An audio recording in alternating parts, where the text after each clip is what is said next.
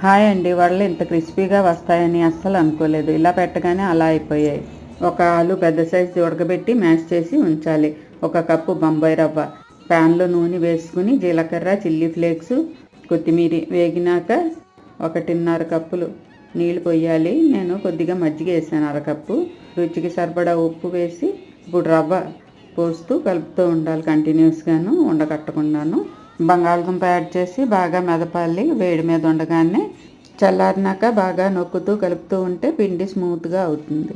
రౌండ్గా పగుళ్ళు లేకుండా ఉండలు చుట్టి మెదువడ షేపు ఇవ్వాలి. నూనె హీట్ అయిందో లేదో చెక్ చేసుకుని ఒక్కొక్కటి డ్రాప్ చేస్తూ వేయించుకోవాలి, 2 వైపులా బంగారు రంగు వచ్చే వరకును. నూనెలో బబుల్స్ ఆగిపోగానే పర్ఫెక్ట్గా అయిపోయినట్టే. Same process. క్రిస్పీ సౌండ్ వినండి. నచ్చిందా? మరిన్ని రెసిపీస్ కోసం నా ఛానల్ని లైక్, షేర్ అండ్ సబ్స్క్రైబ్ చేయడం మర్చిపోద్దు. Thanks for watching.